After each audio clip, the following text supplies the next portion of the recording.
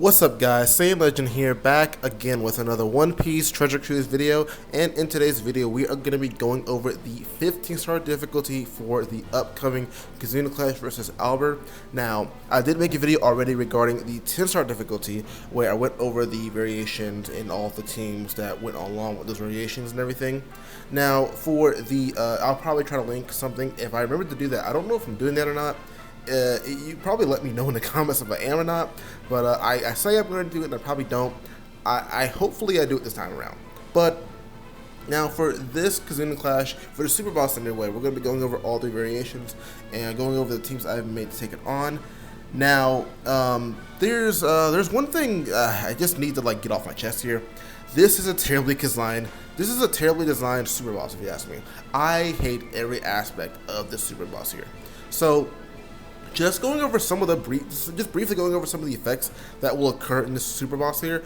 For some reason, we have intimidation. Why is intimidation part of this Super Boss? I don't understand this. You make the units, you make these units, and you make them have very powerful multipliers and everything. Zoro is a 3.25 times attack boost. You're telling me that you're going to put intimidation on the exact unit you want us to use for this Super Boss. I don't understand why that is. I don't understand why it's a thing. Damage limiter on a Super Boss is also pretty stupid. I understand you want to show off these units and everything, but you don't have to make it to where if you don't have these units, you will lose. I don't understand why we have to go through this. Even on the second variation here. Why do you have type effect negation? Why is that a thing? That makes basically, if it works the way I think it is basically just taking away the color affinity of your units. Then you basically you're kind of sitting ducks there with Luffy Yamato. You can't even use Super Swap properly. The only reason you're going to use Super Swap for Luffy Yamato now is to get the bigger, the better special from them. Which, I mean, the special is not that bad, but it's like, I mean, you just kind of throwing away the color affinity you just gave them. And I just don't understand the thought process behind this.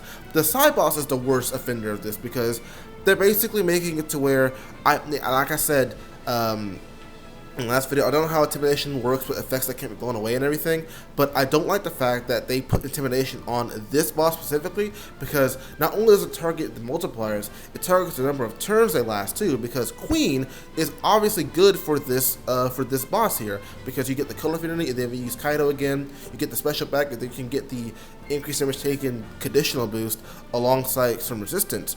But it's like, that doesn't even matter because the intimidation takes away a turn of conditional boosts, which Queen's last for one turn. It doesn't say anything about it being taken away by any effects and everything. So that means that if I launch the Queen special a second time, I'm not going to get a conditional boost off of that.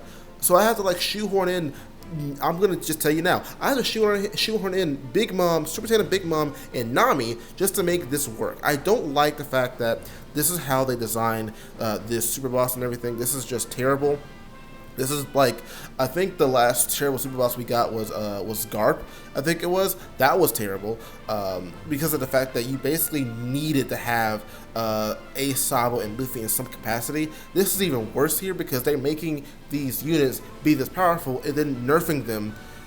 And it kind of just wastes people's gems because what's the point of pulling for the units if they're gonna be nerfed immediately afterwards? I don't understand that. That's just my little rant for right now. I'm just tired of Bandai doing this thing right here, but they're not gonna change, and that's the sad fact there. So we're just gonna I hate to say it, we're gonna have to deal with it anyway. We're gonna go over the variation. Sorry for the little rant I had to go on, but this is just bothering me so much. So without any further ado, let's get started talking about the first I forget the names now. The first variation of this KIZUNA Clash.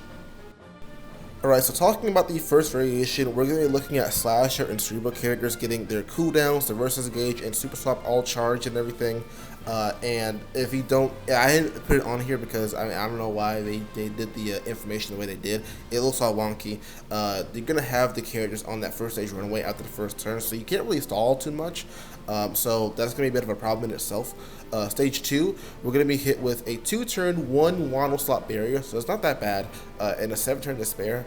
And then after turn 1, they will remove beneficial effects, the accumulated values, give you 3 turns of attack down, and 3 turns of a chain of attack down below a 4.0 chain. The reason I'm putting that there is because you can technically just not do the attacking turn on stage 2 and just deal with the effects on the turn 1 and everything on stage 3.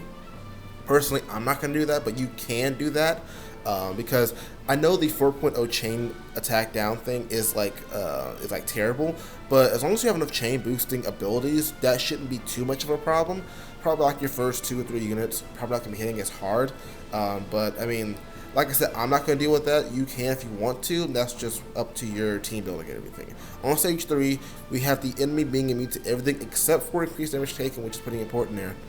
2 turns of a 1 tandem slot barrier, 2-turn damage limiter, which again we already went over how terrible that is, with 50% of the max HP, just like in the quick variation of the Tensor difficulty. 3 turns damage reduction, 1 turn damage threshold, and then 2 turn 30% slash resistance, which is like whatever. And then 4 turns of intimidation of the attack boost and conditional boost, getting a minus 0.25. So it doesn't mention any number of turns there, so I would only assume that means that the number of turns is not going to reduce the number of turns of those buffs. Hopefully that's the case. If not, I mean, if it is, then that's just terrible for this team here, or any team afterwards that you can use. Anyway, going over the actual team itself, we have the Film Red Shanks alongside the Frank Captain Zoro, and this is probably a really good combination actually for this KIZUNA clash, because we do have the the super type of Shanks here, and we actually won't be able to get that off with this team here.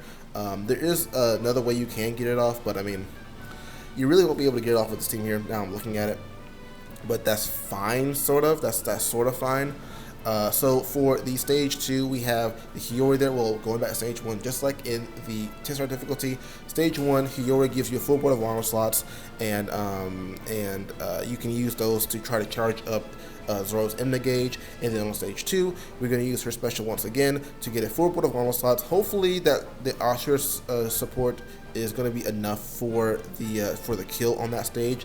If not, obviously we're going to have to rework this team in some way, shape, or form. But hopefully that is enough, and then we can also charge up the Emna gauge once again with hopefully getting all 6 slots, and hopefully that making the 10 for the stage 3, because stage 3 does have damage limiter, and with Zoro's max captain ability, he does basically just ignore damage limiter.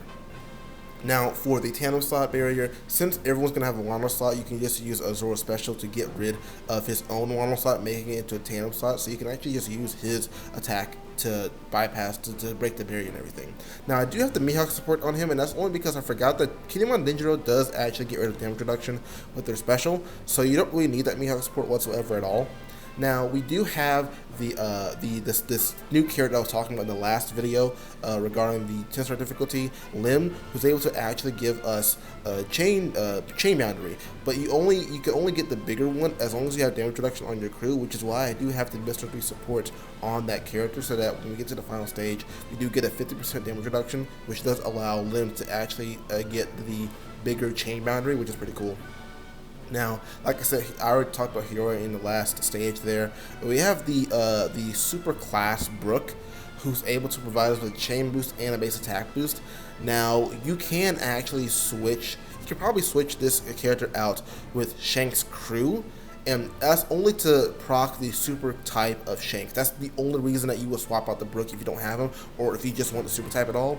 But Brook does give you the chain boost, a really good chain boost and a base attack boost, along with the normal support on him being able to reduce damage threshold by 1 turn when you activate a special. Now, Kinemon Denjiro is there to give you the ore boost, and they also have this super swap ability of giving you a 50% slashing resistance, so you basically get rid of the 30% of that slashing resistance that the enemy has and make it 20% against them. And like I said, for the Brook, you can switch him out for Shanks crew, but then after that, there's really is, I want to assume that Nami can go on the Zoro. If not, if you have treasure map, I think is Sulong Cat Viper, the rare recruit. If you get a perfect with Kinema Ninja, you are able to get rid of a turn of threshold, so that's also a thing you could do. You also could just switch out the Brook for probably, or the Kinema Ninja for Super Tandem Law, and you can have the Beppa support on him, and that also gets rid of the threshold as well too. There's multiple ways to actually get rid of that threshold and everything, because that's the only annoying part about this KIZUNA Clash. Also, if you have the support Otama, she also does do the threshold removal, but she's kind of weird in how she does it, because she also does provide a conditional boost, a conditional buff to a conditional boost buff to other conditional boosts, which is weird because Zoro already does that with a super tandem and everything. So I mean, that's this whole can of worms or whatever. But, and then we have the Shanks being able to give you the color affinity, and if you are able to proc the super type, you are able to get that color affinity buff to, I think, a 3 times color affinity against strength character, against for quick characters against strength. So that's pretty cool.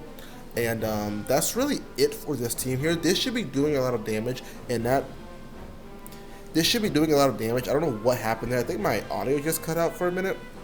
And I don't know if it's going to show up in the actual recording here, but that's whatever. But this team should be doing a lot of damage, depending on the intimidation for one thing, and I guess. And now for the next variation, being the quick variation. This is the one that's kind of like annoying me. Well, besides the side one, which I guess I could get into that later on, where everyone actually gets their cooldown versus gauge and super top charge, so you don't have to like specifically bring any type or classed unit. On stage 2, we get hit with 8 turns of bind to the left column, and then our recovery slots, we actually get recovery slots, and then those become unfavorable for 4 turns. And then after turn 1, you get all those effects there, which obviously you don't want to deal with, so obviously avoid that. Stage 3, we have the immunity. There we go. I was trying to figure out what that actually said, because it's actually wrong. It's actually fully immune. There's not no except for increased damage taken. I guess I forgot to take that part out. The boss here is fully immune here, but obviously it doesn't matter too much, because as you can see, we have Luffy Yamato on the team there. We also get we also have to deal with 2 turns of 10 hit barrier, so a 10 combo hit barrier. So I would assume that the Rush Sugo of Sanji will be able to break that barrier there, because I think in the treasure map, I'm pretty sure that by himself he did like a 24 hit combo the last time I saw. So I'm assuming that the combo hit barrier does get removed by the Rush Sugo special of Sanji there. 1 turn of attack down, 6 turns damage reduction, and then the stupidest part of this whole boss right here, 15 turns of type negation. So, like I said, I don't know if that works in taking away the type effectiveness of the units, or just negating color affinity boosts. I would assume it works like in the GARP challenges for, I think, Dofi, Revolutionary Army, and Whitebeard. If you have a team full of units that are disadvantage against the enemy, they will basically negate type effects, so you're doing neutral damage. I would assume it works the same way as that. If it's just for color affinity, then for color affinity boost, then this is not that bad. But if it's for that first thing, this is terrible. So anyway, going over the team here, we have Super Tandem Luffy and Luffy Yamato on stage 2. Basically, just use the Luffy special on stage 2, and you kind of win that. That's just how that works. And then on stage 3, or actually you can also use actually no, don't use versus Yamato yet. Actually, never mind. I was gonna say use versus Yamato here. Don't do that. Use Luffy's. You get Super Tandem off. You get a really good orb boost, and that should be good for that round right there. On stage 3, we have to deal with all these effects and everything. So Sanji, you'll be able to use his special to change it to the captain spot, and also get the what was it? The chain boundary and the base attack boost for everybody. And then with a super class, you get a chain boost. And with the support on there, we have the KIZUNA Clash Brook Rare Recruit, who's able to give a 1.1 chain multiplicative boost, and also is able to get rid of the attack down that you're inflicted with. Now we do have versus Yamato there. Versus Yamato is really good for giving us the damage reduction attack boost, which obviously with Luffy Yamato is a really good combination there because they are able to provide a 80% damage reduction. So you basically get a 1.8 damage reduction attack boost on top of the other boosts you have. With the Queen support, you get the resistance down for all types. We have the Zoro there to give the attack boost and also give the conditional boost against increased damage taken enemies. Luckily enough, there's no intimidation on here, so that's pretty cool. And then we have Law being able to give the chain growth multiplier boost, and with the swap ability, not swap ability, the special of Luffy Yamato being able to give the 3.25 times orb boost with the super swap and everything. I mean the super swap with the dual form, and then you also get increased damage taken to the enemy by 2 times. And with that, you should be able to do a lot of damage with this crew. Depending on how the type negation works, you should be able to do a lot of damage with this crew. Just note that with the special of Luffy Yamato, Zoro does get a Wano slot, so that means that you can, with his special, change his Wano slot into tandem, being able to activate the super tandem of the super tandem Luffy there. So that's a cool little strat right there. So yeah, this team should work. Like I said, type negation is terrible on this. Don't know why it's there. It's kind of stupid in my opinion. And now for the last team, which is the variation that gets on my nerves. And we already went extensively on why this is the worst variation here. For this variation, this is the side variation where Driven and Powerhouse get the cooldown versus engage and super swap charged. Stage 2, we get hit with 10 turns of despair, block slots, and then after turn 1, you get hit with remove effects and stuff. 9 turns of bind to the captains, which will be how many turns it's going to be on stage 3, and then a 4-turn fear, which is how many turns it's going to be on stage 3, and then they're going to leave.